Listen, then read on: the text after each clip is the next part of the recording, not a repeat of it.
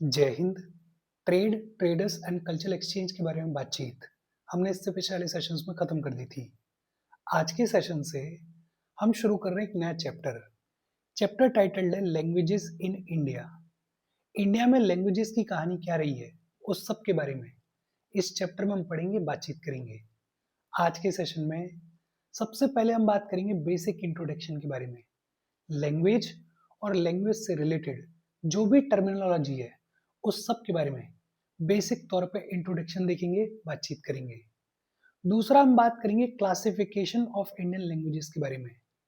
Indian languages को किस तरीके से क्लासिफाई किया जाता है उस सब के बारे में भी आज हम पढ़ेंगे, बातचीत करेंगे। इंडिया में जो सबसे बड़ा लैंग्वेज ग्रुप है वो है Indo Aryan group of languages. Indo Aryan group of languages की कहानी क्या है उसके बारे में भी आज हम पढ़ेंगे, बातचीत करेंगे। और फाइनली हम बात करेंगे Indo Aryan group of languages के सब ग्रुप्स के बारे में। ये जो Indo Aryan group of languages हैं, इनके कौन कौन से सब ग्रुप्स हैं, इन सब ग्रुप्स के बारे में भी आज हम पढ़ेंगे, बातचीत करेंगे। इन सभी टॉपिक्स के बारे में आज हमें पढ़ना है, बातचीत करनी है। देखो, शुरू करते हैं। सबसे पहले तो बेसिक सवाल, लैंग्वेज का मतलब क्या होता है? What is language? और अगर बहुत सिंपल तौर पे कहें तो language is a system of communication. और ये जो कम्युनिकेशन होता है, ये होता है वाया स्पीच, ये होता है वाया कलेक्शन ऑफ साउंड। और ये जो सिस्टम ऑफ कम्युनिकेशन है, ये सिस्टम ऑफ कम्युनिकेशन एक सर्टेन ग्रुप ऑफ पीपल के लिए अंडरस्टैंडेबल होता है। ये जो सिस्टम ऑफ कम्युनिकेशन है, ये एक सर्टेन ग्रुप ऑफ पीपल के लिए सेम मीनिंग रखता है। ये जो बातचीत है, ये जो स्पीच है, ये जो कलेक्शन ऑफ साउंड है, ये जो सिस्टम ऑफ कम्युनिकेशन है, इसी को क्या बुलाया जाता है? इसी को लैंग्वेज बुलाया जाता है। लैंग्वेज का मतलब क्या होता है, होपफुली आपको समझ में आया होगा। फिर एक टर्म है लैंग्वेज फैमिली। और लैंग्वेज फैमिली का मतलब क्या होता है?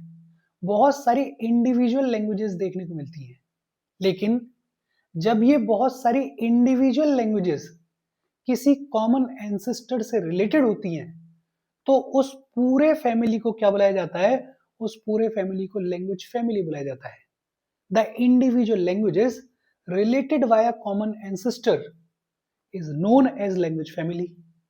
फिर एक और टर्म है डायलेक्ट। और डायलेक्ट का मतलब क्या होता है? कोई भी फॉर्म ऑफ लैंग्वेज है जो कि किसी लोकल एरिया में बोली जाती है। किसी लैंग्वेज की कोई ऐसी फॉर्म जो कि लोकल एरिया में बोली जाती है, उसको बुलाया जाता है डायलेक्ट। फॉर एग्जाम्पल, हिंदी के कई सारे डायलेक्ट्स देखने को मिलते हैं। ब्रज भाषा बोली जाती है ब्रज वाले क्षेत्र में, ये हिंदी का एक डायलेक्ट है। अवधी बोली जाती है, ये अवधी भी हिंदी का एक डायलेक्ट है। हरियाणवी बोली जाती है, हरियाणवी भी हिंदी का एक डायलेक्ट है। बेहद सिंपल और इजी सी बातचीत है। दो तीन चीजों के बारे में अभी तक हमने पढ़ा। एक तो हमने बात की कि लैंग्वेज का मतलब क्या होता है, और अगर सिंपल तौर पे कहें तो एक सिस्टम ऑफ कम्युनिकेशन, स्पीच के थ्रू, कलेक्शन ऑफ साउंड्स के थ्रू जो सिस्टम ऑफ कम्युनिकेशन होता है, जो कि एक सर्टेन ग्रुप ऑफ पीपल के लिए कॉमन मीनिंग रखता है, अंडरस्टैंडेबल होता है, उसी को क्या बुलाया जाता है? उसी को लैंग्वेज बुलाया जाता है। दूसरा हमने बात की लैंग्वेज फैमिली के बारे में। बहुत सारी इंडिविजुअल लैंग्वेजेस जो हैं, उनका एक कॉमन एंसेस्टर होता है। ऐसी जो इंडिविजुअल लैंग्वेजेस हैं, उनको रखा जाता है एक लैंग्वेज फैमिली में। फिर तीसरा टर्म हमने देखा डायलेक्ट। कोई लैंग्वेज है, उसकी कोई सर्टेन फॉर्म किसी लोकल एरिया में बोली जाती है। वो जो लोकल एरिया में सर्टेन फॉर्म ऑफ लैंग्वेज बोली जा रही है, उसी को क्या बुलाया जाता है? उसी को डायलेक्ट बुलाया जाता है। इंडिया की अगर बात करें तो हमारे कंट्री में बहुत सारे लैंग्वेज फैमिलीज जो हैं वो एग्जिस्ट करते हैं, लेकिन जो सबसे कॉमन, जो सबसे ज्यादा दिखने वाली लैंग्वेज फैमिली हमारे कंट्री में देखने को मिलती है, वो है Indo Aryan group of languages. Indo Aryan group of languages is the most common language family spoken और seen in India। और ये जो Indo Aryan group of languages है, ये फैमिली कहां से आई? ये आई इंडो यूरोपियन फैमिली से। Indo Aryan group of languages ये कहां से निकली हैं, कहां से ओरिजिनेट हुई हैं? ये ओरिजिनेट हुई हैं इंडो यूरोपियन फैमिली से।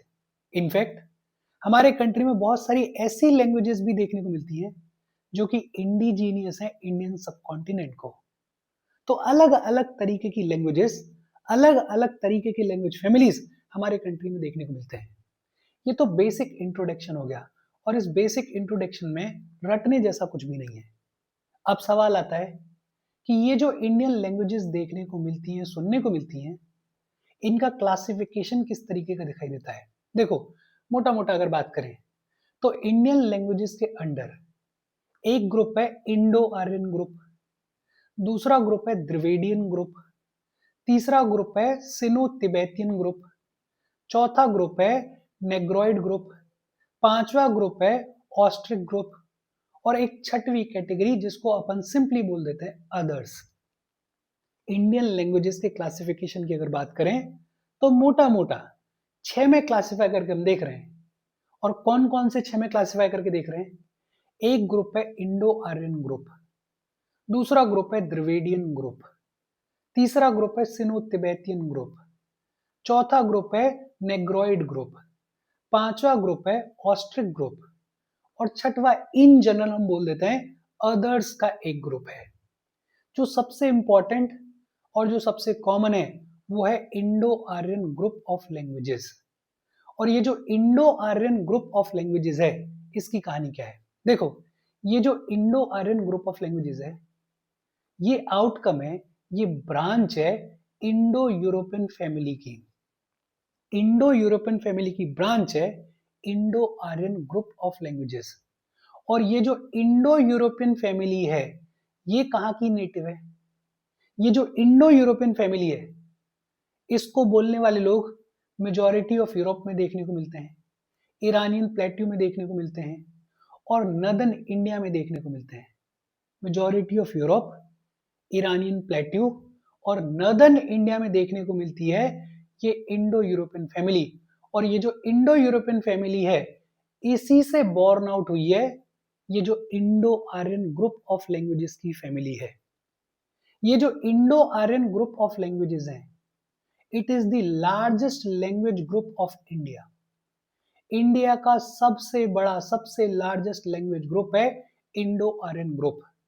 हमारी कंट्री की लगभग 74% पॉपुलेशन इसी इंडो आर्यन ग्रुप की लैंग्वेजेस को बोलती है, सुनती है। ये जो Indo Aryan group of languages हैं, इनको फर्दर सब डिवाइड किया गया है 3 सब ग्रुप्स में। कौन कौन से 3 सब ग्रुप्स हैं? सबसे पहला है ओल्ड इंडो आर्यन ग्रुप, दूसरा है मिडिल इंडो आर्यन ग्रुप, और तीसरा है मॉडर्न इंडो आर्यन ग्रुप। ये जो Indo Aryan group of languages हैं, इनको फर्दर 3 सब ग्रुप्स में सब डिवाइड किया गया है। कौन कौन से 3 सब ग्रुप्स हैं? एक है ओल्ड इंडो आर्यन ग्रुप, दूसरा है मिडिल इंडो आर्यन ग्रुप, और तीसरा है मॉडर्न इंडो आर्यन ग्रुप। इन सभी के बारे में एक एक करके हम पढ़ेंगे, बातचीत करेंगे। लेकिन उससे पहले एक बार फिर से रिवाइज करते हैं। लैंग्वेज का मतलब क्या है? सिस्टम ऑफ कम्युनिकेशन, स्पीच के थ्रू, कलेक्शन ऑफ साउंड्स के थ्रू जो सिस्टम ऑफ कम्युनिकेशन होता है, उसी को बुलाया जाता है लैंग्वेज। लैंग्वेज फैमिली का मतलब क्या है? बहुत सारी इंडिविजुअल लैंग्वेजेस हैं, लेकिन जब ये इंडिविजुअल लैंग्वेजेस किसी कॉमन एंसेस्टर से रिलेटेड होती हैं, तो इन्हीं इंडिविजुअल लैंग्वेजेस को एक लैंग्वेज फैमिली का पार्ट मान लिया जाता है। तीसरा हमने बात की डायलेक्ट के बारे में। किसी पर्टिकुलर लोकल एरिया में जो फॉर्म ऑफ लैंग्वेज बोली जाती है, उसी को बुलाया जाता है डायलेक्ट। इंडिया में बहुत सारी लैंग्वेज फैमिलीज देखने को मिलती हैं, लेकिन जो सबसे कॉमन लैंग्वेज फैमिली देखने को मिलती है वो कौन सी है? Indo Aryan group of languages.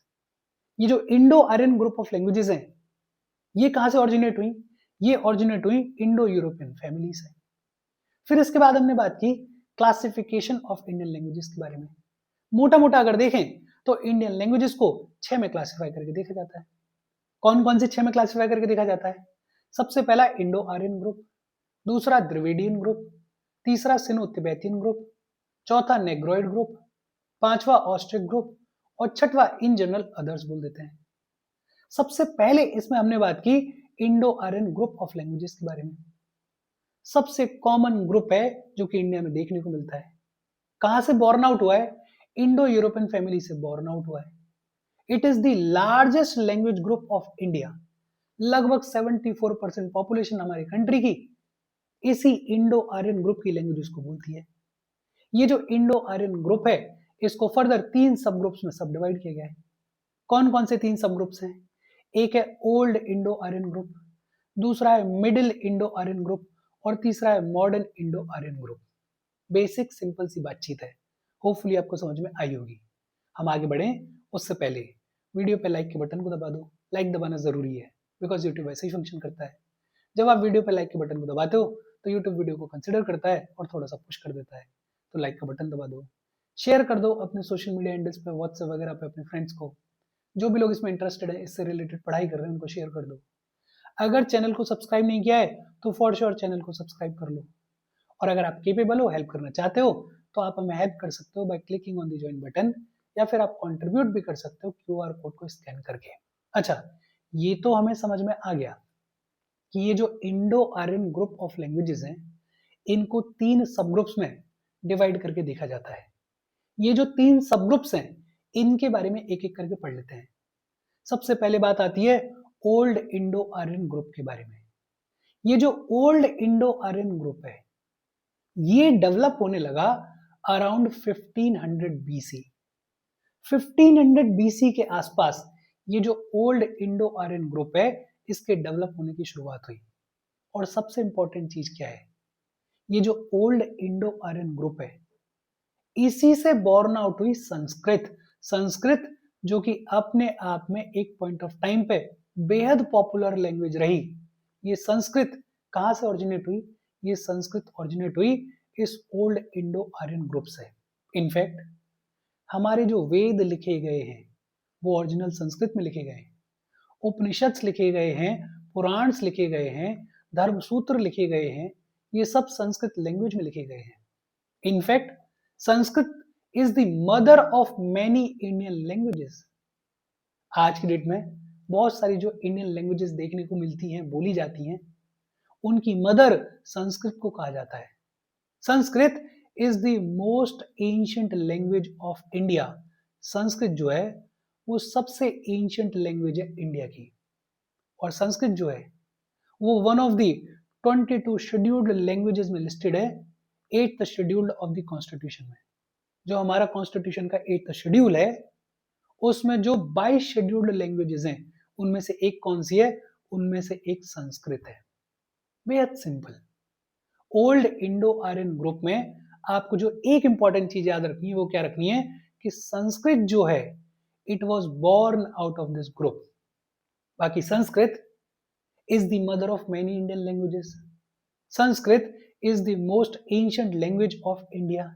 ये बेसिक चीजें हैं, ये ऑलरेडी आपको पता है। फिर दूसरा सब ग्रुप है मिडिल इंडो आर्यन ग्रुप। और ये जो मिडिल इंडो आर्यन ग्रुप है ये डेवलप हुआ बिटवीन 600 बीसी टू 1000 एडी।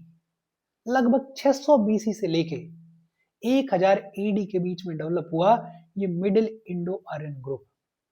और ये जो मिडिल इंडो आर्यन ग्रुप है इसके डेवलप होने की शुरुआत होगी with the development of Prakrit language. Old Indo Aryan group में संस्कृत का डेवलपमेंट हुआ, संस्कृत का ओरिजिन हुआ। मिडिल इंडो आर्यन ग्रुप के अंदर प्राकृत लैंग्वेज के डेवलपमेंट की शुरुआत हुई। और ये जो टर्म है Prakrit, it is basically a broad term. Broad term है जिसके अंडर ये जो मिडिल इंडो आर्यन लैंग्वेजेस हैं इन सबको क्लब करके एक साथ देखा जाता है। ये जो मिडिल इंडो आर्यन ग्रुप की लैंग्वेजेस हैं, जितनी भी लैंग्वेजेस डेवलप हुई इस फेज में, उनको एक साथ क्लब करके ये जो ब्रॉड टर्म है प्राकृत इसके अंडर रख दिया जाता है। बहुत सारी लैंग्वेजेस जो हैं वो इस प्राकृत से ओरिजिनेट हुई। फॉर एग्जांपल अर्धमगधी, आपने इसके बारे में सुना होगा, बड़ी पॉपुलर रही है हिस्ट्री में। अर्धमगधी कहां से ओरिजिनेट हुई? प्राकृत से ओरिजिनेट हुई। पाली लैंग्वेज लिटरेचर में बड़ा इंपॉर्टेंट रोल रहा है इसका। पाली भी कहां से ओरिजिनेट हुई? प्राकृत से ओरिजिनेट हुई। अपभ्रांशा, अपभ्रांशा ये नाम भी आपने फॉर श्योर सुना होगा। ये जो अपभ्रांशा है ये भी कहां से ओरिजिनेट हुई? प्राकृत से ओरिजिनेट हुई। अगर थोड़ा ब्रॉड आउटलाइन देखें तो ये वो दौर है जब Prakrit was the language of common people, Prakrit was the language of common man, और संस्कृत जो है वो ऑर्थोडॉक्स थी। संस्कृत जो है वो मेनली इलीट्स की लैंग्वेज थी। संस्कृत जो है वो मेनली ब्राह्मण्स की लैंग्वेज थी। तो एक बेसिक डिफरेंस भी है, और ये भी आपको समझ में आना चाहिए कि संस्कृत के बाद ये जो प्राकृत लैंग्वेज है ये डेवलप क्यों हो रही है, बिकॉज संस्कृत ऑर्थोडॉक्स साइड में है।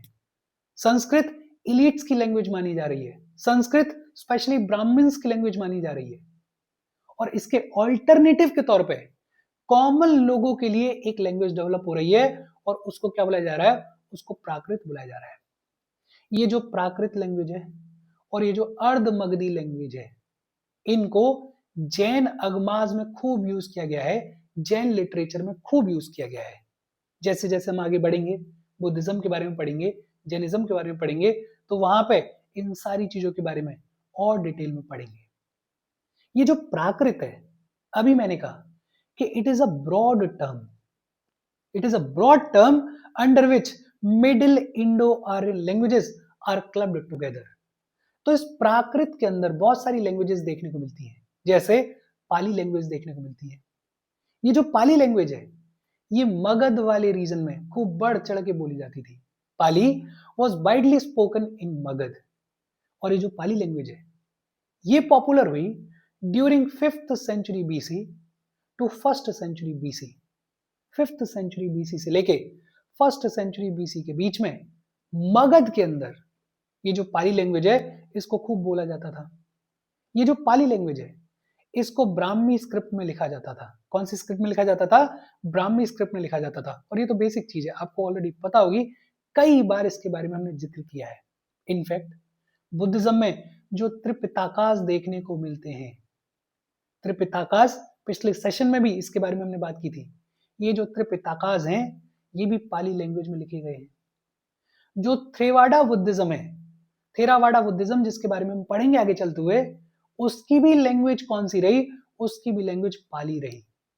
तो प्राकृत से ही ओरिजिनेट हुई पाली, और पाली अपने आप में बेहद इंपॉर्टेंट लैंग्वेज रही, खासकर बुद्धिज्म में, खासकर मगध वाले रीजन में।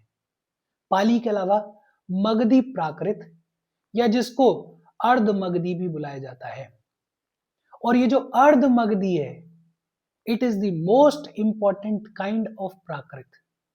प्राकृत से ओरिजिनेट होने वाली जो सबसे इंपॉर्टेंट लैंग्वेज रही वो थी अर्ध मगधी। और इसकी इंपॉर्टेंस आप इस चीज से समझ सकते हो कि बुद्ध ने और महावीर ने इस अर्ध मगधी को यूज किया। बुद्ध और महावीर अपनी बात कहने के लिए अर्ध मगधी को यूज किया करते थे।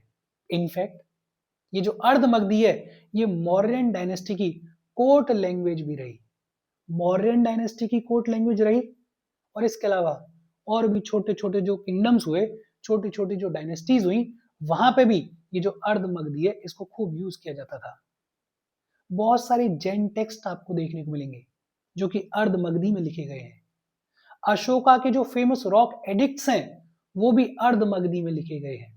तो अर्ध मगधी अपने आप में बेहद इंपॉर्टेंट लैंग्वेज रही जो कि ओरिजिनेट हुई इस प्राकृत से। फिर सुरसेनी, सुरसेनी ये जो लैंग्वेज है इसको मेडिवल इंडिया के दौरान ड्रामाज लिखने के लिए खूब यूज किया गया। मेडिवल इंडिया के दौरान ड्रामाज लिखने के लिए सुरसेनी को खूब यूज किया गया, और इसीलिए ये जो सुरसेनी है इसको ड्रामेटिक प्राकृत भी बुलाया जाता है। सुरसेनी को ड्रामेटिक प्राकृत भी बुलाया जाता है। क्यों? बिकॉज मेडिवल इंडिया में बहुत सारे ड्रामाज जो हैं वो इस सुरसेनी लैंग्वेज में लिखे गए। और ये जो सुरसेनी है इट इज द प्रेडिसर ऑफ नॉर्थ इंडियन लैंग्वेजेस। बहुत सारी नॉर्थ इंडियन लैंग्वेजेस जो हैं वो बॉर्न आउट हुई इस सुरसेनी नाम की लैंग्वेज से। इनफैक्ट दिगंबर जैन्स का जो सबसे पुराना टेक्स्ट है, जो सबसे पुराना टेक्स्ट है वो भी इस सुरसेनी में लिखा गया है, और उस टेक्स्ट का नाम क्या है? शतखंडगम। शतखंडगम ये जो दिगंबर जैन्स होते हैं उनका ओल्डेस्ट टेक्स्ट है, और ये जो टेक्स्ट है ये किस लैंग्वेज में लिखा गया है? सुरसेनी में लिखा गया है। फिर इसके अलावा प्राकृत से ही ऑरिजिनेट हुई महाराष्ट्री प्राकृत। और ये जो महाराष्ट्री प्राकृत है ये बोली जाती थी लगभग 9th सेंचुरी एडी तक। लगभग 9th सेंचुरी एडी तक ये जो महाराष्ट्री प्राकृत है ये बोली जाती थी। और ये जो महाराष्ट्री प्राकृत है ये प्रेडिसर बनी मराठी की और कोंकणी की। मराठी लैंग्वेज और Konkani language ultimately born out हुई इस महाराष्ट्री प्राकृत से। और ये जो महाराष्ट्री प्राकृत है it was the official language of Satavahana dynasty. Satavahana dynasty की ऑफिशियल लैंग्वेज हुआ करती थी ये महाराष्ट्री प्राकृत। इसके अलावा इलू, ये जो इलू है it is the ancient form of सिन्हाल language. सिन्हाल language जो कि श्रीलंका में बोली जाती थी उसकी एंशिएंट फॉर्म को ही क्या बुलाया जाता है, इलू बुलाया जाता है। और ये जो इलू है it was quite similar to Pali language. जो पाली लैंग्वेज के बारे में हम पढ़ रहे थे लगभग उसके जैसी थी ये इलू लैंग्वेज। देखो बड़ा simple, old Indo Aryan group में आपको एक इंपॉर्टेंट चीज क्या याद रखनी है कि Sanskrit was born out of this group. Middle Indo Aryan group में एक इंपॉर्टेंट चीज आपको क्या याद रखनी है कि Prakrit was born out of this group. और फिर प्राकृत जो है वो कॉमन लोगों की लैंग्वेज थी, संस्कृत जो है वो इलीट्स की लैंग्वेज थी। प्राकृत में और बहुत सारी लैंग्वेजेस डेवलप हुई, जैसे पाली। पाली मगध में बोली जाती थी। बुद्धिज्म में पाली को खूब यूज किया गया है। पाली को लिखने के लिए ब्राह्मी स्क्रिप्ट को यूज किया जाता था। अर्धमगधी, अर्धमगधी की इंपॉर्टेंस इसी चीज से है कि बुद्ध ने, महावीर ने अर्धमगधी को यूज किया। मौर्यन डायनेस्टी की जो कोर्ट लैंग्वेज हुआ करती थी वो भी अर्धमगधी हुआ करती थी। फिर सुरसेनी, सुरसेनी को ड्रामेटिक प्राकृत बुलाया जाता है। क्यों बुलाया जाता है अभी हमने बात की है। फिर महाराष्ट्री प्राकृत, मराठी और कोंकणी इसी महाराष्ट्री प्राकृत से ऑरिजिनेट हुई। इंपॉर्टेंट कि सतवाना डायनेस्टी की ऑफिशियल लैंग्वेज हुआ करती थी इलू। इलू was the ancient form of सिन्हाल language of Sri Lanka और ये पाली के जैसी ही थी। फिर इसके अलावा पायशाची, ये जो पायशाची है इसको भूत भाषा भी बुलाया जाता है। भूत भाषा मतलब डेड लैंग्वेज भी बुलाया जाता है। पायशाची भूत भाषा या डेड लैंग्वेज। बेसिकली ये बहुत ही अनइम्पॉर्टेंट डायलेक्ट रहा है, इसको इंपॉर्टेंट कंसीडर नहीं किया जाता है, बहुत ज्यादा इसका यूज भी नहीं हुआ है, तो इसलिए इसको आमतौर पे क्या बुला देते हैं, भूत भाषा बुला देते हैं, डेड लैंग्वेज बुला देते हैं। अच्छा, प्राकृत से ये बहुत सारे डायलेक्ट्स कहें या लैंग्वेज कहें ये निकले। प्राकृत से ही एक अपभ्रांशा भी निकला। अपभ्रांशा नाम की जो लैंग्वेज है ये भी प्राकृत से निकली। और अपभ्रांशा का अगर लिटरल मीनिंग देखें तो लिटरल मीनिंग होता है करप्ट या फिर नॉन ग्रामेटिकल। नाम से ही क्लियर है कि ये जो अपभ्रांशा है ये नॉन ग्रामेटिकल है, बहुत ज्यादा स्ट्रक्चर्ड नहीं है। और स्ट्रक्चर्ड नहीं होगी तो आमतौर पर कॉमन लोग इसको डायलेक्ट के तौर पे यूज करेंगे। ये जो अपभ्रांशा है ये डेवलप हुई लगभग 6th सेंचुरी एडी से लेके 7th सेंचुरी एडी के बीच में। और अगर जनरल टर्म्स में बात करें तो ये जो टर्म है अपभ्रांशा, इसको अम्ब्रेला टर्म के तौर पे यूज किया जाता था for dialects other than Sanskrit और इवन पाली। संस्कृत और पाली लैंग्वेज के अलावा जितने भी डायलेक्ट्स उस दौर में चलते थे, अब डायलेक्ट्स ने तो डायलेक्ट्स में कोई पर्टिकुलर ग्रामर नहीं होती है, जितने भी डायलेक्ट्स उस दौर में चलते थे उन सभी डायलेक्ट्स के लिए एक अम्ब्रेला टर्म के तौर पे ये टर्म यूज किया जाता था अपभ्रांशा।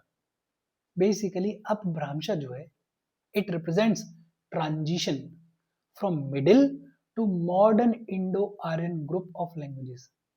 मिडिल इंडो आर्यन ग्रुप से जब हम मॉडर्न इंडो आर्यन ग्रुप की तरफ मूव करेंगे तो इन दोनों के बीच में जो ट्रांजिशन का जोन है, जो ट्रांजिशन का काम है वो करेगा अपभ्रांशा।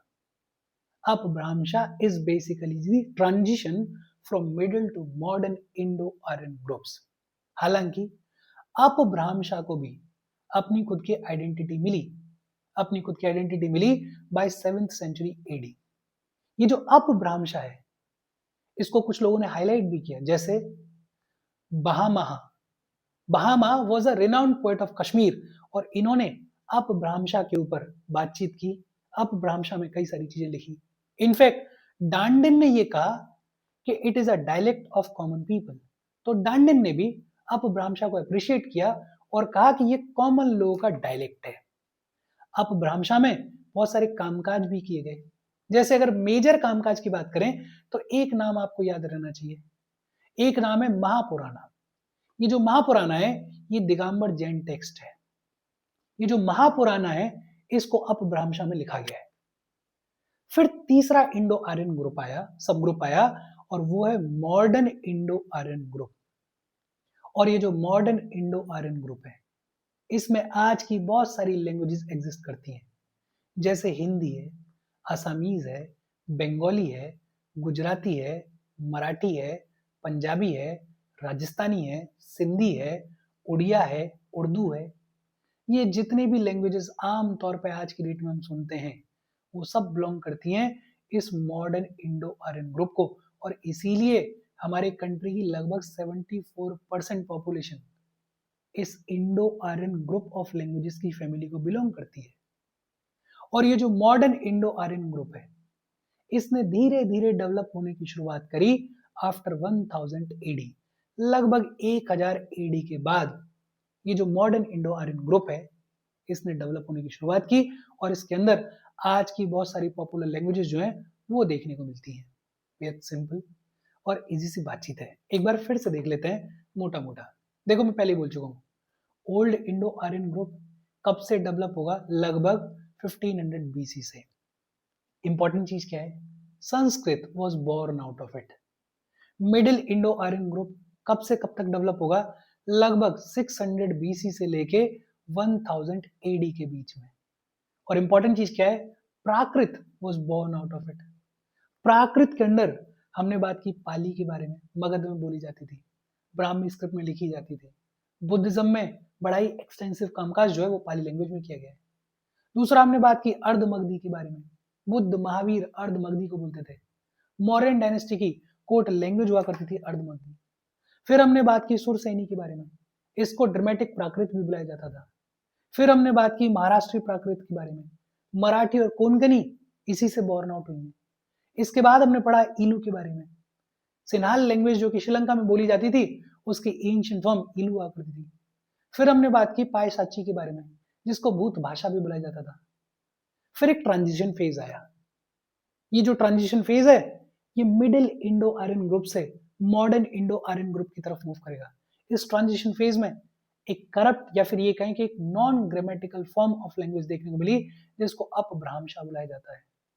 और फिर अल्टीमेटली हम आए मॉडर्न इंडो आर्यन ग्रुप में, जिसकी शुरुआत लगभग 1000 एडी के आसपास हुई। और आज की बहुत सारी जो मॉडर्न लैंग्वेजेस हैं वो इसी मॉडर्न इंडो आर्यन ग्रुप को बिलोंग करती हैं। अच्छा, एक टर्म और दिया गया है रोमानी, और रोमानी जो है वो इंडो आर्यन लैंग्वेज है। रोमानी इंडो आर्यन लैंग्वेज है, लेकिन खास बात क्या है कि ये बाल्कन रीजन में बोली जाती है। रोमानिया वगैरह वाला जो रीजन है, कुछ हिस्सा टर्की वाला भी आता है, बल्गेरिया वाला भी आता है। ये जो बाल्कन रीजन है वहां पे रोमानी बोली जाती है, and Romani is a Indo Aryan language. और खास बात क्या है, it is the only new Indo Aryan language spoken exclusively outside Indian subcontinent. Indian subcontinent के बाहर इकलौती नई इंडो आर्यन लैंग्वेज जो कि बोली जाती है बाल्कन रीजन में, वो कौन सी है? वो है रोमानी। बेहद सिंपल और इजी सी बातचीत है। इसके साथ आज की हमारी बातचीत खत्म हो गई। कोई डाउट हो कमेंट करके पूछ लेना। Thank you very much.